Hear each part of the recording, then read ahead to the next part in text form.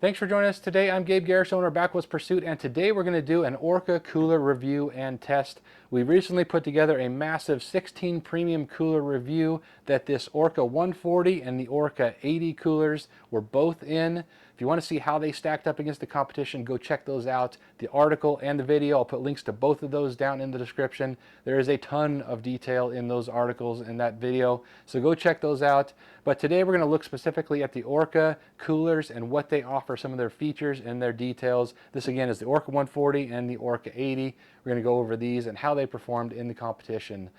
Always appreciate it if you hit that subscribe button and follow us on Facebook and Instagram. I'll put links to those down in the description, as well as a link to our website, backwoodsPursuit.com. That's where you can find that article on our premium cooler review. And I'll put links to these ORCA coolers down in the description for you. Let's get started.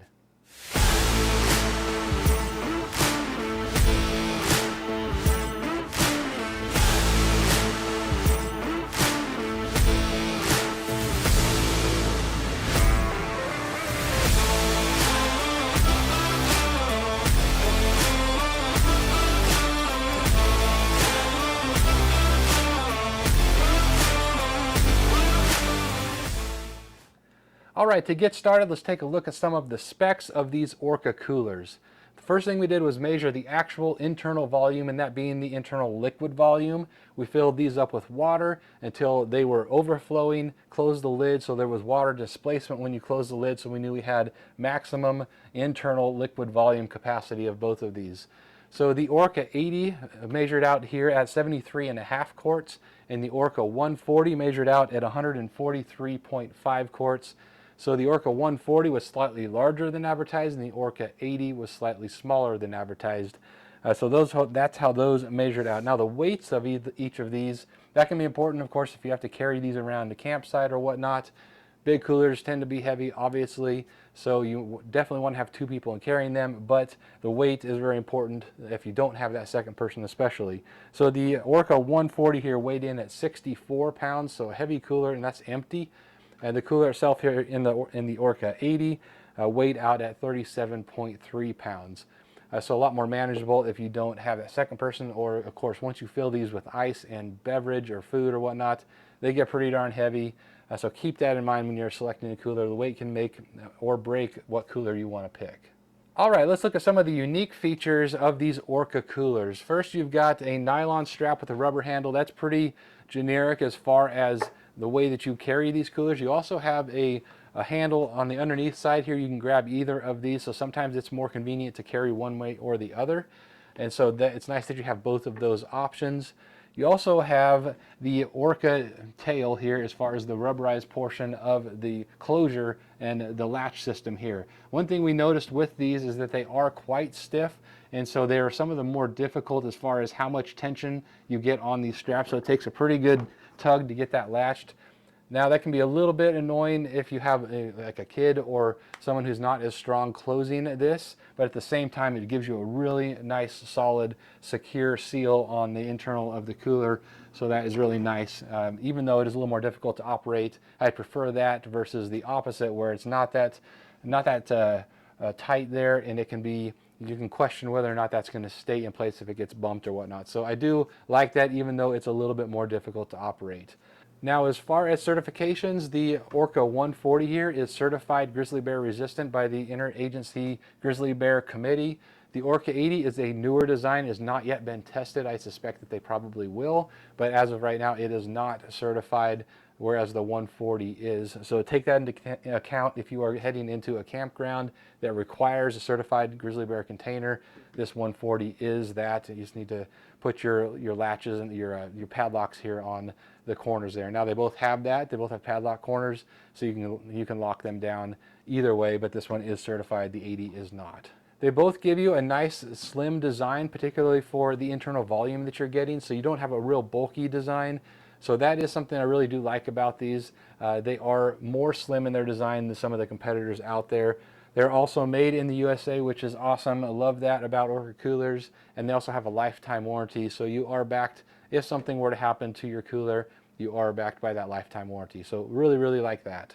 A couple other little things about these that are unique. The drain plug here, the ORCA 140 has 2 of them and the 80 just has 1. I do wish the 80 had 2 drain plugs, but it's not a big deal. They are removable, but they're not tethered, and the drain plug hole is a little bit smaller than some of the other ones out there. It doesn't drain quite as fast, so if that's important to you, take that into consideration. Didn't really bother me, but that's something to take note of, at least, that the drain plugs are, the holes are a little bit smaller there. Now on the back side of both of these, you get a cargo net that's included on all the ORCA coolers. That's really, really handy for things like your paper plates or utensils or that kind of thing if you're hitting the beach or a campground or whatnot.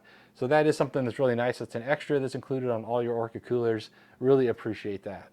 All right, now, so the most important thing when you are selecting a cooler, how did these guys do in our thermal retention testing? Now, for our test, what we did is we set up a big canvas tent, Kodiak canvas tent, so that the air temperature inside the tent for all 16 coolers that we tested was very, very even throughout. So the temperatures in the tent went up to almost 100 degrees during the day at times, and then of course dropped off during the evening. But we tracked the temperatures and checked them 4 times a day. We opened all of the coolers 4 times a day because we wanted to simulate a real camping type of situation. Of course, you're probably going to open it even more than that when you're out camping, but they're going to do better if you never open the cooler. That's a given, that's obvious, but we wanted to simulate something a little more realistic where you're opening the cooler. So we opened them 4 times a day, tracked that internal temperature, checking it those 4 times a day in relation to how hot it was in the tent, and really got a really good idea of how these things perform. So the ORCA 80 here, and one other factor that we did when we were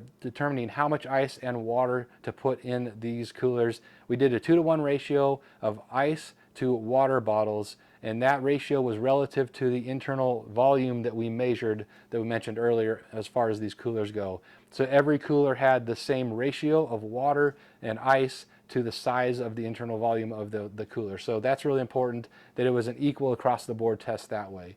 So the ORCA 80 here went 5.5 days holding that internal air temperature below 40 degrees. Now that's the safe storage temperature for meat, and so that's really important in that it was able to keep that internal air temperature down below 40 degrees for 5.5 days. It was also interesting that at that 5.5 day, once the ice melted, it went above the 40 degree mark, but it kept that internal temperature below 40 degrees until all the ice was melted. Now, as far as the ORCA 140, it had a similar result, except for it went 8.25 days incredibly, keeping that internal air temperature below 40 degrees and keeping ice in the cooler. So once it hit 8.25 days, all the ice melted. It was still under that 40 degree mark, and then it went above 40 degrees at 8.25 days, and all the ice was melted. So that is important because if you're out camping and you have meat stored in your cooler, if that temperature goes above the 40 degree mark, you're going to start having some potential issues with safe storage of meat. So with these coolers, you know that if there's ice in the cooler, you're still likely going to be under that 40 degree mark. At least that's what we found in our tests. So really important information there. These did awesome. They held those temperatures really, really low the entire time that they had ice in the cooler. Now again, if you want all of the details, we tracked a whole bunch of more details, and that's over in that review article. Again, the link to that is down in the description.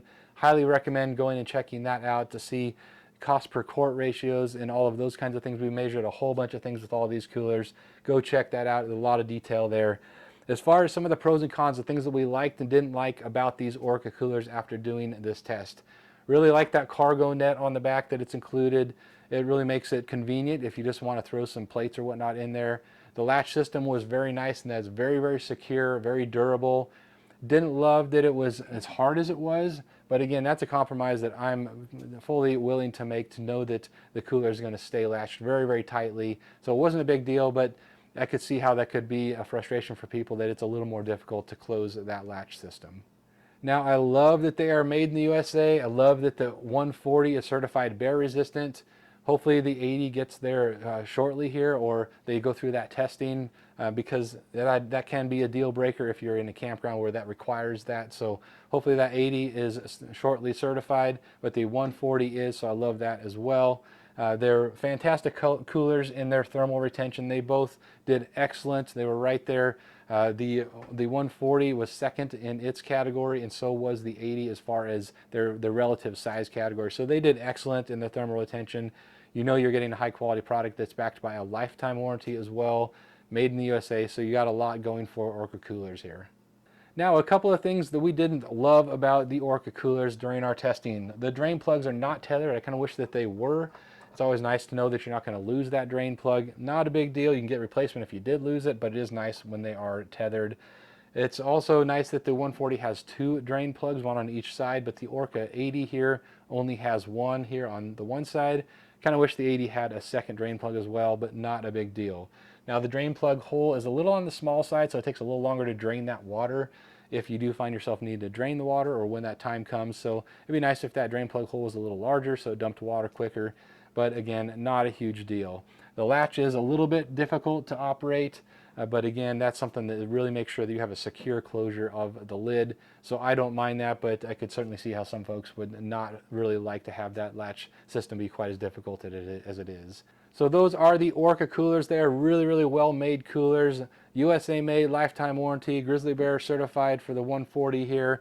They've got a lot going on for them, and they are really nice coolers. They did awesome in our thermal retention testing. Go check out those results again. I'll put links to these coolers down in the description for you so you can check them out for yourself. And drop any questions or comments down in the comment section. We'd love to help you out if we can. Thanks for watching here today, and we will see you next time.